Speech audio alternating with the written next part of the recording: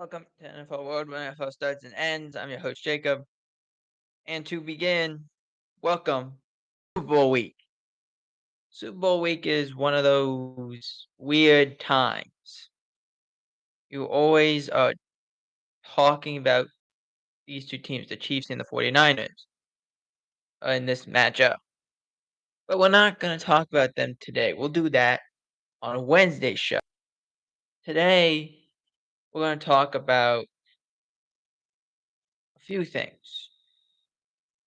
But first, let's begin with the Commanders. The Commanders hired Dan Quinn last week on Thursday, if I remember correctly. And then Saturday, on Sunday, on Sunday, announced that Joe Witt, who was the former pass game coordinator of the Cowboys, would join him and become the defensive coordinator of the Commanders. This is Witt's first time as a defensive coordinator. The offensive coordinator is Cliff Kingsbury. Kingsbury, as you were likely aware of, was up for the Raider job and it was pretty much a done deal that he was gonna go be the Raiders coach or Raiders offensive coordinator.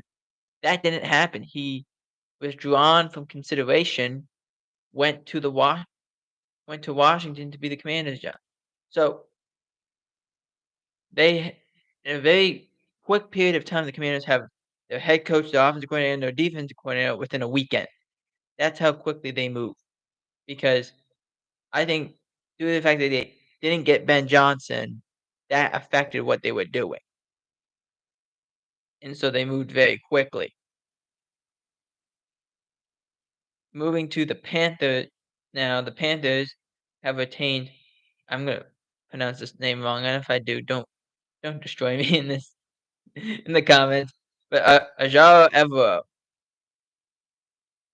as their defensive coordinator. Evero has become very highly and very respected defensive coordinators in the league.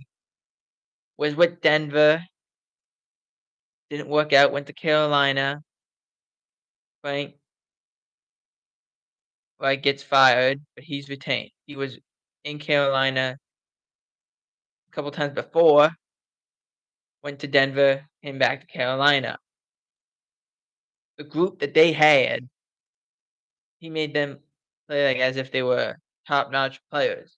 So you got to be really excited that Evero is back in Carolina.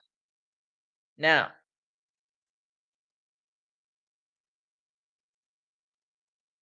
as we move on into this, we will mention a few um, things that could be factors in the Super Bowl as one of the more underrated moves that the Niners made was bringing in Steve Wilks. After DeMeco Ryans went to Houston, Steve Wilks was hired as defensive coordinator. And that team just looks a lot more fluid on defense. They look a lot more relaxed. They Fred Warner and Dre Greenlaw look more in sync than they had in previous years. You can say that that was one of the best hires for them. For the Chiefs, they really changed what they did on offense. They were a pass-happy team. They can't pass the ball really that well. Besides Kelsey, it's not a easy ship to steer at this point. So they run the ball. Pacheco, Edwards-Helaire, Mahomes can run a little bit. Jerick McKinnon is coming off IR. So he's going to be able to run the ball a little bit. This is all helpful. But they really changed to a run first kind of system that really settled in the offense and actually made them, even though more explosive, even though they don't score as many points. They become similar to what Steve Wilks brought to the Niners, more fluid offense. It allows them to be more able to roll with the punches.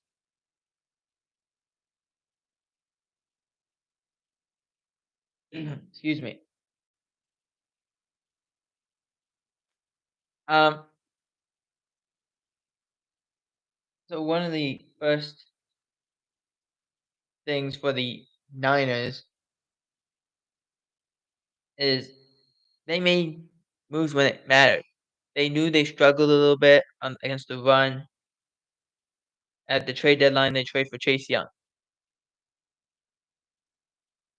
They know they struggled a little bit in the interior. They brought in Javon Hargrave, but late in the year, they brought in Sebastian Joseph Day from the Chargers, just down the bay. That's what they did. It was smart by them to do that. Great teams don't stick with the roster that they have to begin the year. They improve it throughout the year. Now, maybe it's a star player, maybe it's not. Maybe it's just a rotation guy. But if he helps the team, I'll bring you a great name. Leonard Floyd. Leonard Floyd, he's not a big time guy, but he gets you 9.5 sacks a year. I don't care what you do. He gets you 9.5 a year. He doesn't have to be a big name guy. Just if you get 9.5 sacks a year, you're happy with that kind of production. A lot of teams would do anything for that. That's what the Niners did. They bring in Sebastian Joseph Day from the Chargers. They bring it. They trade for Chase Young. They made moves. I mean, sure, there's been injuries, but they've been able to roll with the punches a little bit. For the Chiefs, like I said, they changed how their offense is constructed. It was a pass heavy scheme a year ago, 2 years ago. Now it's all about let's run the football, let's control the clock. Jerick McKinnon is coming back. Pacheco, Edwards-Helaire to some extent.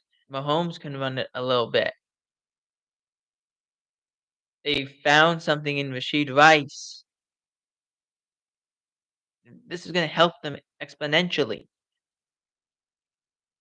That their offense is built that way, and the one thing the Niners have a hard time to do is stopping the run. They have a hard time to stop the run. It's a big reason that they're here for the Chiefs is they can run the football against this team. See if they actually are able to do it. Now, moving to other NFL news, the Patriots are in talks with Ben McAdoo to be part of the Patriots staff. Now, what would he exactly be asked to do? He was the offensive coordinator of the Panthers. Before that, he was a quality control coach. Basically, what is a quality control coach? It basically explains situation, this is what you do. But he wasn't even a quality control coach. He was basically the guy they brought him in as like an advisor, but really more just a guy who could he knew he could help the offense, he could help the defense, he could do this, he could do that. That's what he did in Dallas. Now he's in talks to be part of the Patriots staff. What would that instill? We have no idea at this point. Excuse me.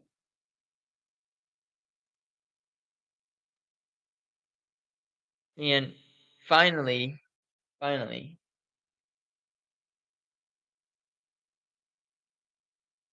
see if I can get what I want. Yeah. Okay, yeah, we'll go with this. Finally, there is drama between the Commanders and the Lions offensive coordinator Ben Johnson. Lions OC doesn't interview well, calls ownership basketball guys, per reports. It says Johnson, a leading head coaching candidate, decided to return to Detroit. Let's see if I can pull down here as I'm reading this. According to ESPN, the interview with Johnson did not go well, along with managing partner Josh Harris, the Commanders' new ownership crew. along with Magic Johnson, who also owns parts of the Los Angeles Dodgers in the MLB, a WNBA, and MLCS titles as an owner. He's Johnson, the offensive coordinator of the Lions, was turned off by the ownership, considering them as basketball guys who are perhaps too confident in their football opinions. That was all according to ESPN. And that does make sense. They brought in guys who their ownership group, but they're not exactly trained in this kind of style.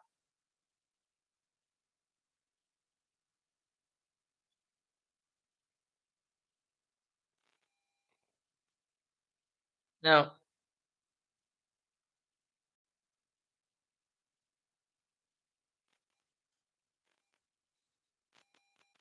the reason I'm kind of acting this way at this moment is I don't think of that as okay, the basketball. I think of it as Josh Harris does own the 76ers and I believe the New Jersey Devils as well. Um, but I believe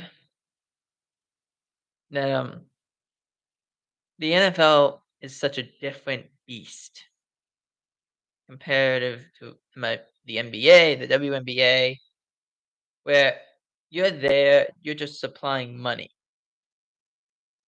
as the owner. The GM has control more than the owner in a lot of respects. In the NFL, your task is different. You're rolling with contracts, but you're doing sponsors, you're doing this, you're doing that. But it's a lot more in the NBA. It is either you're hands on or hands off in the NFL. There's only one or two ways. The NBA, you're almost always hands on. In the MLB, almost always hands on. In hockey, almost always hands on. In the NFL, it's a two-way go to that, which can work very well. We've seen with owners, it's worked very well that they've either been hands on or hands off. Robert Kraft, he was a hands off guy. Belichick, do your thing. Now, it's probably going to be a little more hands on. Arthur Blank's probably going to be more hands on with this Raheem Morris hire.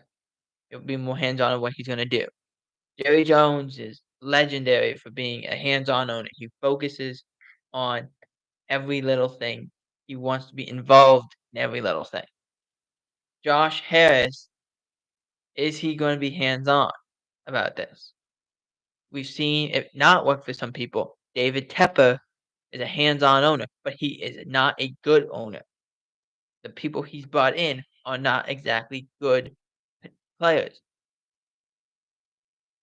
And that's not saying anything against Bryce Young. He's still a young player. But he's so hands on, he's making decisions when he shouldn't be. So we've seen that not work. Daniel Snyder, I mean, it was it was terrible when he was the owner. Even though he wasn't fully hands on, fully hands off, you knew he was there and just his presence made your skin crawl. Like that's what it felt like. So it's proven it can work, it's also proven it can't work. So what does Josh Harris or Magic Johnson or any part of this majority partnership want to do? Is Ben Johnson wrong when labeling them as basketball guys? No, but the acumen might be, and that's a concern. Now, I would want to make this clear. This is from ESPN. How likely is this being said? Was this exactly said this way? I don't know. The problem with the ESPN is you don't know.